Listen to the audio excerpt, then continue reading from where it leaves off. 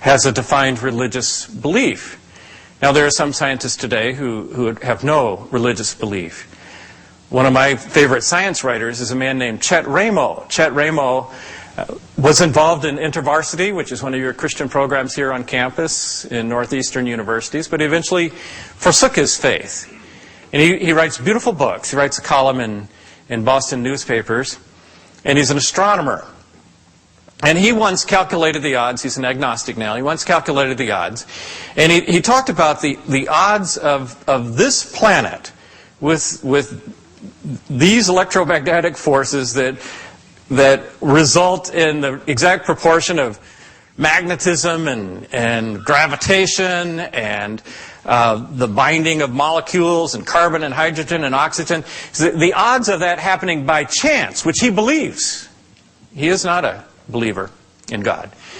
He calculated at 1 in 10 to the 15th power, which he goes on to say is a larger number than all the stars in the universe or all the grains of sand on all the beaches of the world. Well, I quoted that one time. I was at a very distinguished meeting. I was speaking on a panel there were 3 Nobel Prize. You've got some Nobel Prize winners here, don't you? All right. This week even. There were 3 Nobel Prize winners, 2 in physics, 1 in chemistry on the panel. And I quoted this, and I said, is this true? And one of the physicists said, well, let me see that. And I gave him the quote, and he studied it and said, 1 to 10 to the 15, 1 to 10 to the 15. You could see the calculations going on in his head. And there are 3 kinds of physicists in the world: those who can count and those who can't. And this is obviously one who could count. And he said 1 to 10 to the 15. Yeah, I would buy those odds. And I thought, well, you can buy those odds. You can think. You can come to the conclusion that everything around us, the reefs offshore, the mountains here where I live in Colorado, all of this just happened. There are people who believe that. But those aren't odds that I accept. Those aren't odds that most people accept. I view the world rather, I see signs. It's not a perfect world, but I see signs of creativity and beauty and genius. When I read books of theology, they always start off with these big words like omniscience and omnipotence, and then they have to explain what these words are. It seems clear to me that if the most obvious thing about God, if you look at this world as one of God's creations, is that God is an artist who loves beauty. I climb mountains in Colorado. You probably don't know this, but Colorado is actually the largest state in the United States. Ironed flat. It's got more ground area. We've got 54 mountains over 14,000 feet, and 700 over 13,000 feet, and 700 over 12,000 feet. And I've climbed a good number of those mountains. I hope to eventually climb all the 14ers. There are 54. I did 44, number 44 this year, so I'm getting there. The only ones left are really hard ones, though, so I don't know if I'll make them. And my wife would say numerous times this happens. I'll lose the trail. And I'll be hiking along, and suddenly I realize you look for these cairns, little statues of rocks that people put to let you know when you're on the trail. And suddenly I'll realize there are no cairns. We're lost. And about half an hour later, I share that knowledge with my wife. And, and by then we're very lost. And I'll turn a corner, and we're above 13,000 feet, and the trees stop at 11,500 feet, and there's nothing but kind of tundra. And I'll turn a corner, and I'll have the feeling, it's probably not true, but I'll feel, I may be the only person who has ever seen this sight in the history of the world, because, by now I'm really lost. And there are a lot of mountains, and they're very large. And what do I see? I see a carpet of wildflowers. Just wildflowers everywhere. They get smaller the higher you get. We call it belly botany because you have to get down on your stomach to see them. And these are flowers that that have existed for all of history, even though I may be the first set of eyes, human eyes, that have ever seen them. Or I have snorkeled off the Great Barrier Reef of Australia for centuries. Nobody knew it was there. No one had really seen it close up until Jacques Cousteau invented scuba gear in 1950. And now you go down, and I guarantee you there's no museum anywhere in the world, the Getty Museum, none of them, that has pieces of art more stunning, more beautiful than you see on the Great Barrier Reef, on little fishes that just go around eating each other all day. That's what they do. And I look at this world, I look at this universe, it's lavished with beauty. And I think, that tells me something about God. Tells me something about God. I sometimes tell people that I became a Christian because of three things, really. It wasn't the Bible. I was immune to the Bible. I was vaccinated against the Bible in my church. It wasn't a gospel tract. I wouldn't give those the time of day. It wasn't a Billy Graham. I would never listen to him. The three reasons that I became a Christian, I say, are the beauties of nature and classical music and romantic love. I thought I had life all figured out, and those things kind of got to me at a soul level. And I remember reading at that time a book by G.K. Chesterton, wonderful writer, wonderful book. And he made this comment. He said, the worst moment for an atheist is when he feels a profound sense of gratitude and has no one to thank. And that's the condition I found myself in, a profound sense of gratitude for this earth, for what I was sensing, what I was feeling, and no one to thank. I gradually, and gradually is the operative word, came to believe that God was not my enemy, that the being who invented this universe, created me, was a being who was primarily motivated by love. That the heart of the universe was not a scowl, but a frown, but a smile. Not a frown, but a smile. I came deeply to believe that.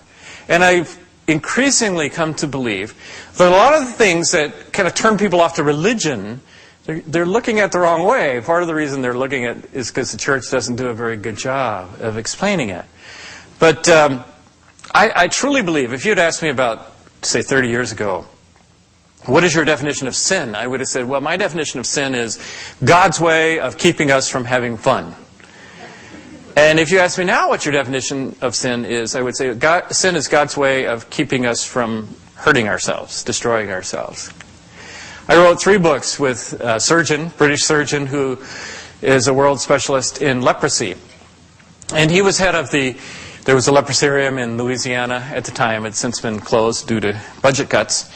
And every year, the top medical people in the United States government would get together for a conference. The head of the Centers for Disease Control, the Public Health Service, that was Dr. Brand, my friend, the National Institutes of Health, the Army Medical Corps, all of them would get together, and they would try to come up with a position paper of what they, as the guardians of the United States health, what they should emphasize. And Dr. Brand told me about this meeting in Scottsdale, Arizona, where all these very high-powered, important, brilliant medical people, these are not preachers, these are not moralists, they're doctors. And all weekend they're talking about, let's try to come up with the 10 greatest health problems facing the United States. If we can agree on that, then maybe we can have a health policy that addresses those problems. Make sense? So they did. And at the end of the time, number 1 was smoking and tobacco-related illnesses, the whole list of those illnesses. Number 2 was diet, obesity-related problems. I think that's now number 1, some people say. Diabetes, all sorts of heart problems related to obesity. Then there was drug addiction, alcohol, fetal alcohol syndrome, drunk driving, things like that. Hypertension caused by stress, sexually transmitted diseases, and finally, at the end of the weekend, they came up with 10 that they all agreed. These are the greatest health problems facing the United States. Violent crime was another one. Now, Dr. Brand had spent 25 years working in India with leprosy patients. And he said, I have been in meetings just like this in India. Only in India, we'd have a whole different set. Number one would be malaria. Leprosy would be up there. There may be 4 million people with leprosy in India. Polio, until recently, was very high. Until recently, there were smallpox, yellow fever, diseases like that. And he said, in India, if I had gone into that group of medical experts and said, I can get rid of your 10 top problems, they would say, oh, this would be so wonderful. Then we would live in paradise. Well, see, we've done that in the United States. There's nobody getting polio in the United States. Nobody getting leprosy, malaria, unless you travel overseas. But do we live in paradise? No. We have substituted our own, every one of the 10 top problems that the doctors agreed were things that we do to ourselves. We eat too much. We smoke too much. We drink too much. We have sex with too many and the wrong kind of people. And so I came to see that if God did indeed design this planet and design the human body, He did it in a way for our benefit, not to keep us from having fun, but to give life to the fullest, as Jesus said. A lot of people don't look to the church for advice on how to have the best time on earth, but I'm convinced that's true. In fact, there are lies floating around that I've looked at very, very carefully. One of them is about sex. I heard from Billy Graham one time that the average American male thinks about sex every 7 minutes. So, at least you guys here have been thinking about sex while I've been talking, so I might as well talk about it, right? Okay. Now there's a song, some of you know, by a great group called Bloodhound Gang. And the song goes like this. You and me, baby, we ain't nothing but mammals, so let's do it like they do it on the Discovery Channel. Do you know that song? Okay. Well, now that is not a philosophy of sexuality that you would get from the Bible. But it is a philosophy of sexuality that you hear all around us on culture. In culture. Billboards, advertising, movies.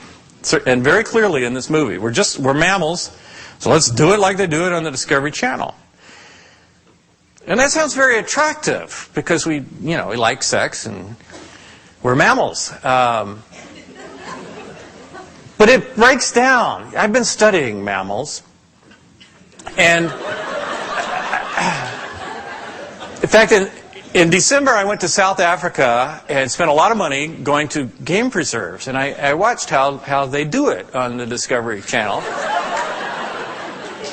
And this is what I learned. The person running this game preserve said, now, if you want hippos, you can't have just 2 hippos.